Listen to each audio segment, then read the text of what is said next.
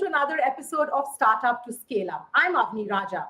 On today's show, we're putting the spotlight on Vahan, an AI-powered recruitment platform specifically designed for the gig economy. First, take a look.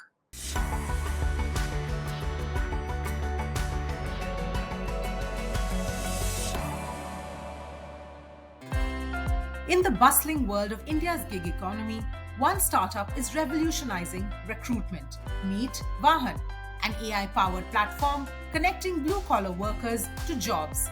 Founded in 2016, Vahan pivoted to the job space in 2019. The startup now places thousands of workers monthly with India's gig economy giants. With ambitious plans to reach 1 billion people, Vahan aims to reshape the future of employment in India.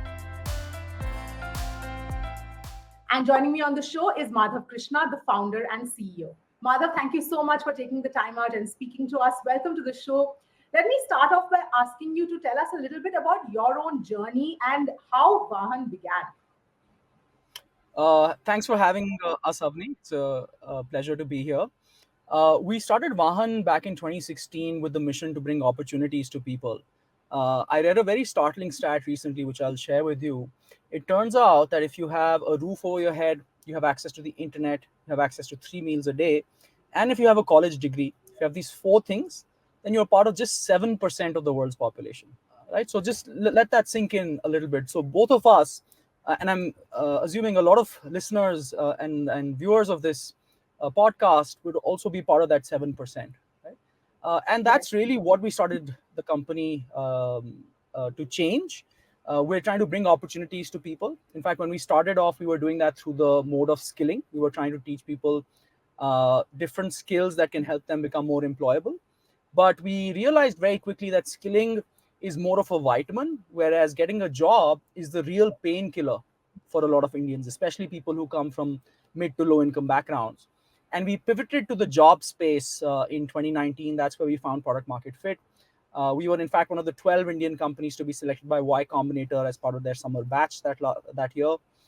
We raised a Series A in 2021, which was led by Khosla Ventures. Fast forward to today, we are India's largest recruitment platform for the gig economy space. So we recruit upwards of 21,000 people every single month. This is predominantly for companies such as Zomato, Swiggy, Flipkart, Amazon, Zepto, Uber, Rapido, Blinkit, you name it. We work with them.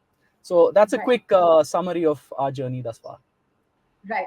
So coming to Vahan, tell us how exactly it works.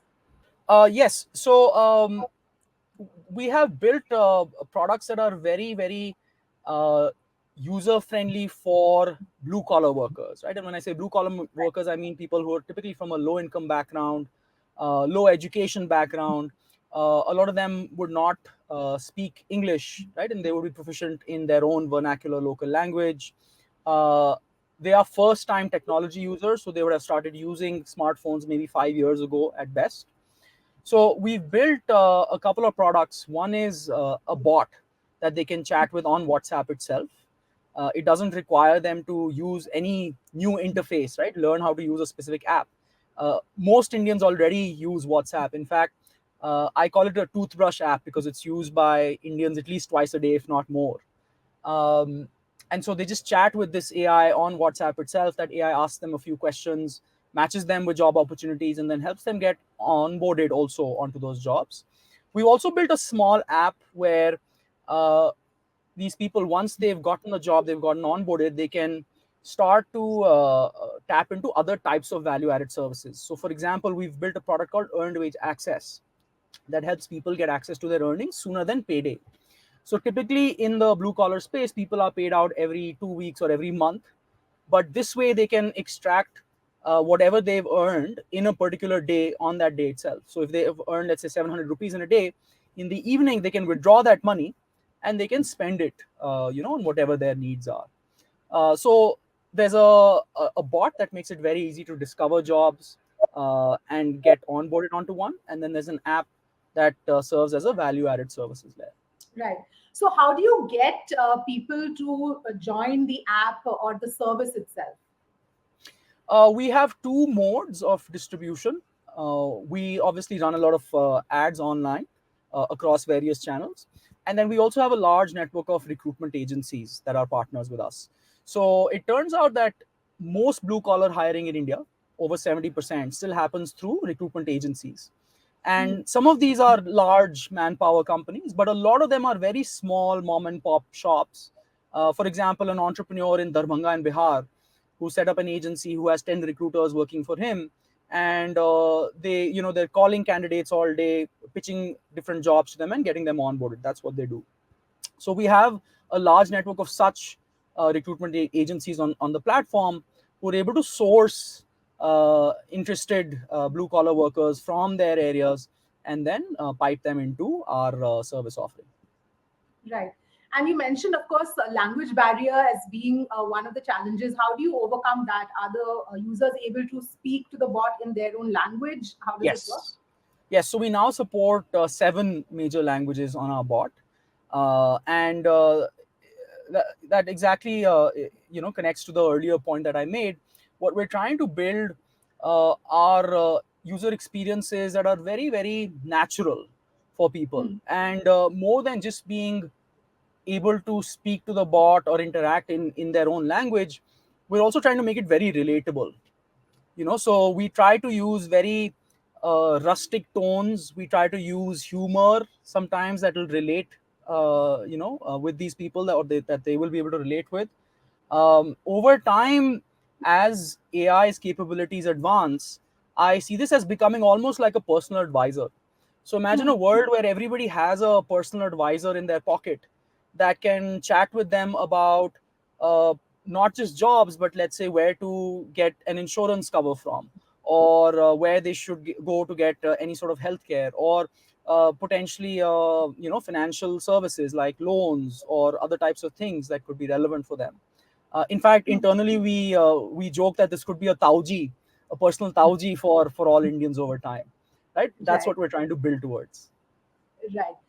So does Vahan stop at matching the potential employee to the employer, or does it sort of extend even to things like ensuring fair wages, benefits, other aspects as well? So today, most of what we do is based on matching and onboarding and getting people Right. to actually start work. But recently, we started building the benefits led, so to speak. So I spoke about earned wage access, right, which is one example of these types of services. But over time, we plan on adding much more. For example, micro insurance is something that works very, very well for this audience. They don't want to pay large premiums that cover them for an entire year. They would much rather pay 50 rupees at a time, let's say, for a week long premium, or cover rather, right?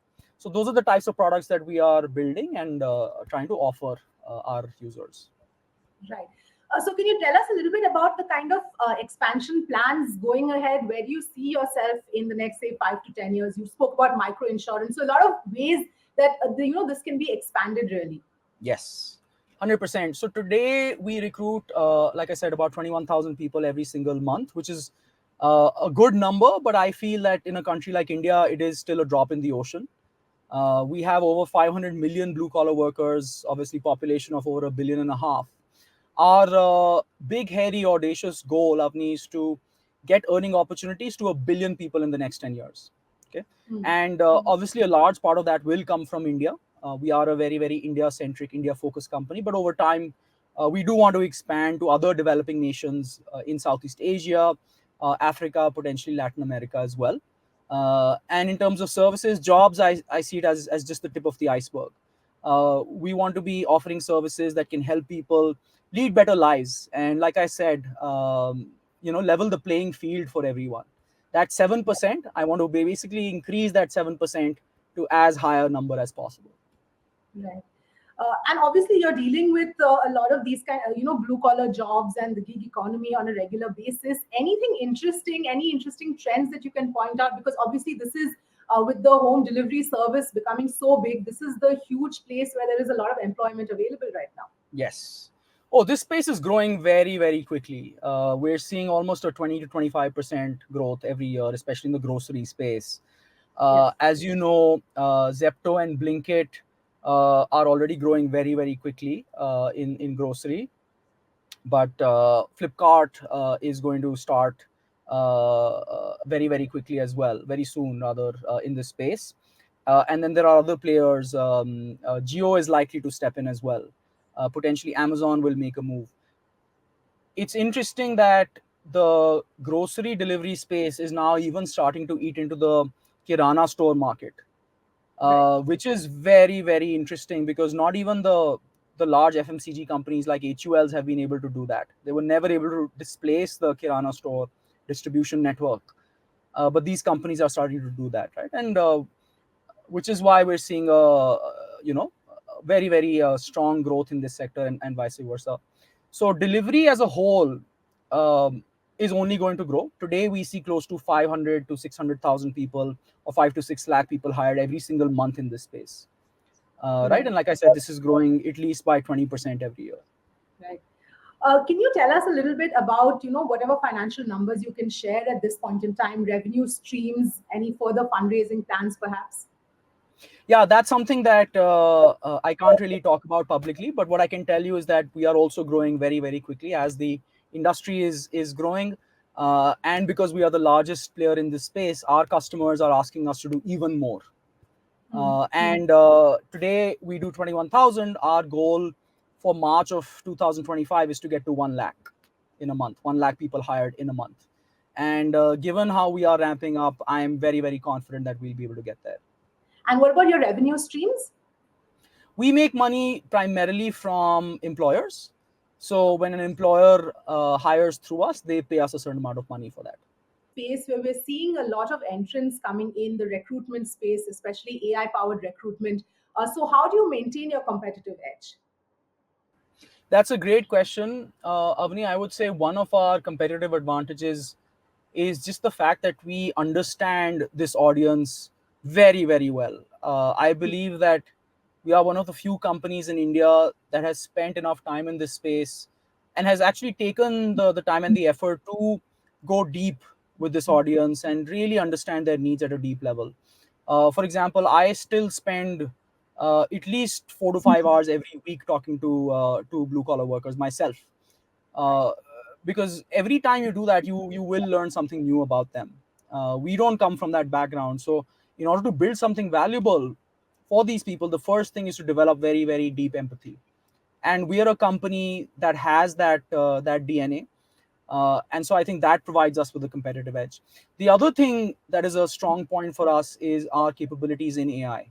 So we have literally world class team members working on AI with us, and we are now in talks with large global AI companies as well. I can't name who at this stage, but we are in talks with large global AI companies to partner with them to develop AI offerings for the masses in India.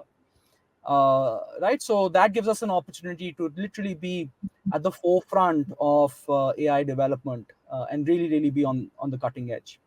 So I would say those are the two key competitive advantages that we have today as a company. Right.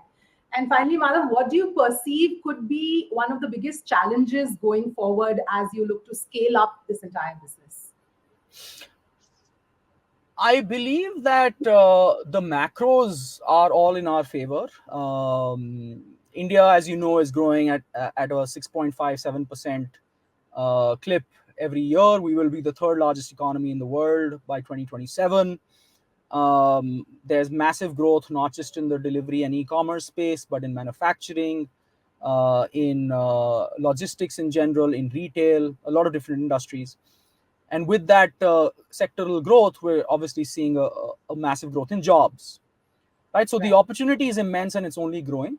I think the challenges all come from execution, right? There are obviously a lot of nuances to getting this right, especially in different sectors. And whichever company uh, that can solve for those challenges in the fastest and most efficient way is the one that is going to win. Right? Startup success is honestly it's 1% ideation, 99% execution, and I would say Yes. that's where the biggest challenge always lies. All right, we leave it there, Madhav. Thank you so much for taking the time out and sharing your journey with us.